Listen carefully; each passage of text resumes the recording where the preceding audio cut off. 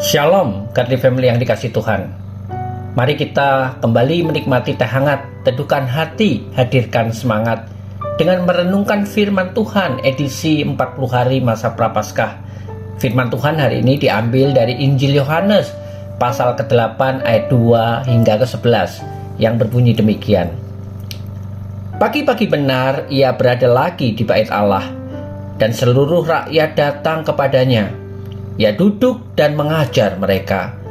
Maka ahli-ahli Taurat dan orang-orang Farisi membawa kepadanya seorang perempuan yang kedapatan berbuat zina. Mereka menempatkan perempuan itu di tengah-tengah, lalu berkata kepada Yesus, "Rabi, perempuan ini tertangkap basah ketika ia sedang berbuat zina. Musa dalam hukum Taurat memerintahkan kita untuk melempari perempuan-perempuan yang demikian. Apakah pendapatmu tentang hal itu?"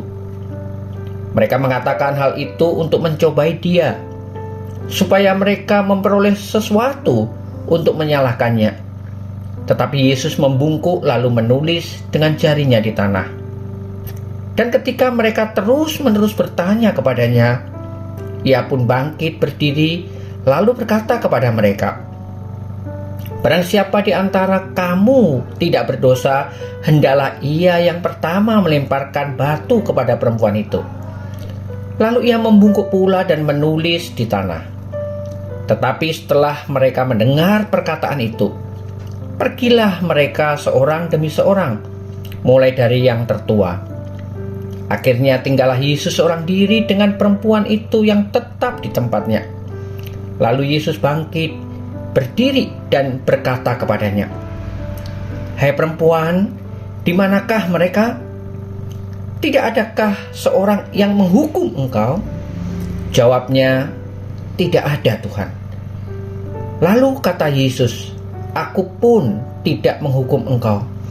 Pergilah dan jangan berbuat dosa lagi mulai dari sekarang." Demikian jauh firman Tuhan. Godly Family yang dikasih Tuhan, apabila seseorang mencuri dan tertangkap, apa yang akan terjadi padanya? Tentu saja ia akan menerima hukuman, bukan? Untuk suatu kesalahan, seringkali pemberian hukuman dianggap sebagai satu-satunya jalan keluar. Hukuman dianggap memberikan efek jera agar pelaku tidak mengulangi perbuatannya. Godly Family yang terkasih, namun tidaklah demikian dalam kisah yang tadi kita baca. Ahli Taurat dan orang Farisi yang membawa kepada Yesus seorang perempuan yang kedapatan berbuat zina bukan ingin agar si perempuan yang berzina itu jera, melainkan peristiwa itu sengaja dipakai untuk mencari-cari kesalahan Tuhan Yesus. Ahli Taurat dan orang Farisi bertanya, apa yang Tuhan Yesus akan lakukan terhadap perempuan ini? Mereka berpikir, bila Yesus menyarankan untuk menghukum sesuai dengan hukum Taurat, mereka akan mengatakan bahwa Tuhan Yesus tidak punya kasih. Namun bila Yesus membebaskan perempuan itu, jelas para ahli Taurat dan orang Farisi akan menuduh bahwa Yesus melanggar hukum Taurat yang tegas, mengatakan bahwa pezina harus mati dengan dilempari batu. Dan para ahli Taurat serta orang Farisi ini berpikir pasti Yesus akan terjebak dalam sebuah keputusan yang sulit. Godly Family yang terkasih, tetapi reaksi Tuhan Yesus sungguh di luar dugaan mereka. Malah Yesus berbalik bertanya, siapa di antara mereka yang membawa si perempuan dan yang merasa tidak berdosa, maka orang itulah yang pertama melempar batu. Dan apa yang terjadi? Semuanya pergi. Semua tidak ada yang melempari batu, karena tahu diri bahwa mereka pun berdosa. Juga kepada perempuan itu, Yesus dengan tegas mengatakan bahwa ia juga tidak akan menghukum dan mengingatkan supaya ia tidak berbuat dosa lagi. Perempuan itu pasti lega karena mendapatkan kesempatan kedua dalam pengampunan yang Tuhan Yesus berikan kepadanya.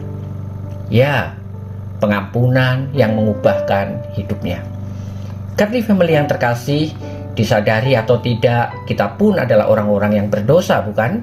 Yang pantas untuk dihukum. Tetapi Allah Bapa dalam Tuhan Yesus begitu mengasihi kita dan mengaruniakan pengampunan dosa dan hidup yang baru.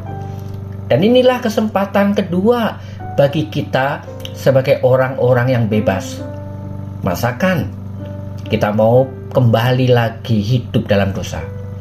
Kiranya pengampunan yang telah kita terima dari Allah mengubahkan hidup kita menjadi baru. Mari kita berdoa. Tuhan, terima kasih untuk pengampunan yang telah Kau berikan untuk kami manusia yang berdosa ini. Dan ajar kami untuk menjalani kehidupan yang baru di dalam Engkau, agar kami dapat memuliakan nama-Mu. Amin. Kardi Family yang terkasih, selamat beraktivitas. Tuhan Yesus menyertai dan memberkati Anda.